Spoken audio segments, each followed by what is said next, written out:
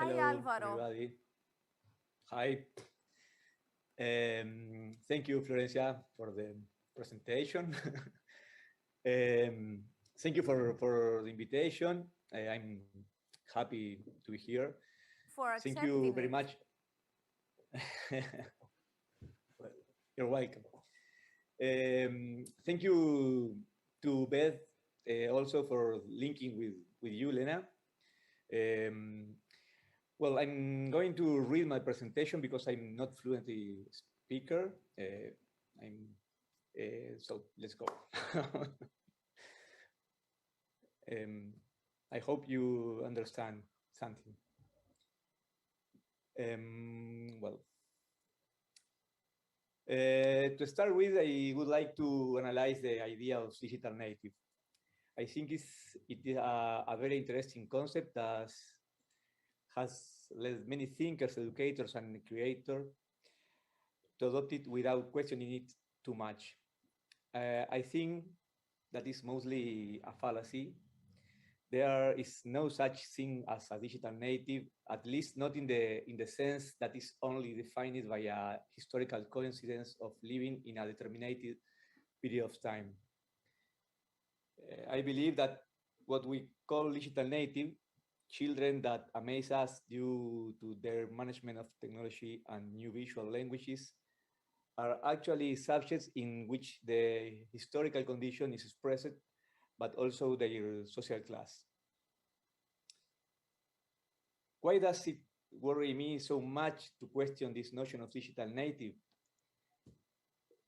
Because I think that when we accept it as it is, like a quality that comes given just because of being born in a certain period of time, it prevents us from seeing the important masses of children that are excluded from opportunities. The children that play video games with fluency, that program Scratch or other wonderful tools available out there, that are YouTubers, end up being multidimensional creator, consumer, and prosumer. They basically bring into play an important amount of different resources to which they have had access during their lives. However, this does not mean that I deny the democratic effect that this technological revolution has brought. It's still true that a material base allows other ways of participating for children in the cultural aspects of their lives.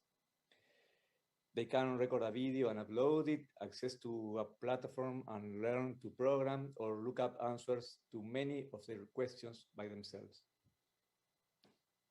However, those who have the possibility of growing up in an enriched environment, those who have someone to talk to about what they saw on the internet, or that have incorporated the habit of reading because someone used to read to them before going to sleep, those that have learned to understand and accept what and how they feel because they always had someone there for them, can undoubtedly do another things with the resources they have at hand.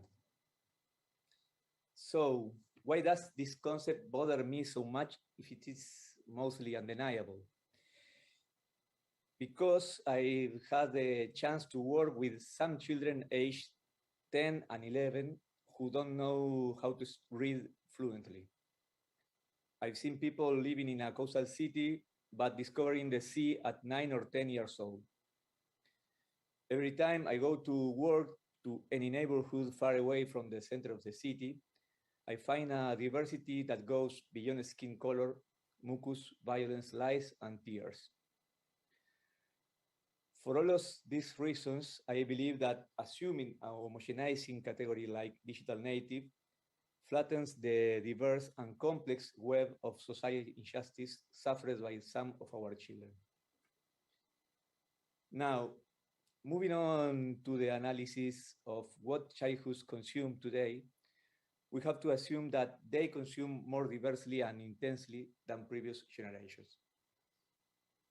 According to data from 2018, children spend in average 4.9 hours in front of the screen doing different activities. They can be in the classroom, playing, making content, etc. But it's a very interesting fact that 20.4% of their lives go by in a digital plan. If we think that this phenomenon as a process of digitization of life and not as consuming digital cultural goods, then we can find key aspects that help us understand that scope for audiovisual content liking.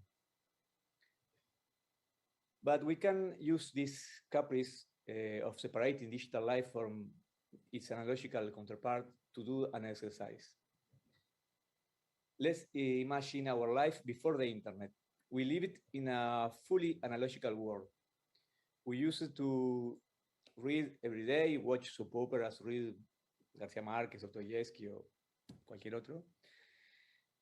If we think about those consumptions, the idea that literature has run the risk of perishing because of our diversified consumption does not cross our minds. I think today happens the same thing. The so-called Z generation consumes images at an unprecedented speed and volume. The breadth of supply is also unprecedented. From hands unpacking Kinder eggs to delicately crafting animated series. But this breadth of consumption does not question the relevance of having good stories created by professionals. Children continue to be avid consumers of beautiful images, and the industry has an accumulated know-how to create them with ease. When asked what margins are left for us as creators, we can say that these margins depend on what we want to happen with our stories. We can tell stories to entertain or to transform, or both of them. And the question for each are different. In a world where consumption trivializes existence, I prefer to think of productions that contribute in the opposite direction. And I trust that in childhood, the great questions that have always moved our species are still present. Children still need to hear good stories, stories that connect us with the beautiful depth of existence, time, love, pain, and fear. We can be sure that we will always have a young public eager to know the stories that are born from the life experience of peoples and individuals. Stories that help us reconnect with life, that help us recognize ourselves in others, and to empathize with their pain beyond the easy tear that is born in that journey that exists between the sofa and the screen. Well, I finished. I hope you. That was very understand. interesting and very informative, and it presented a different viewpoint from the ones we've heard so far. So it's really very nice in an event like this for different viewpoints to be heard and be thought of, because that's what we're gonna sleep over with.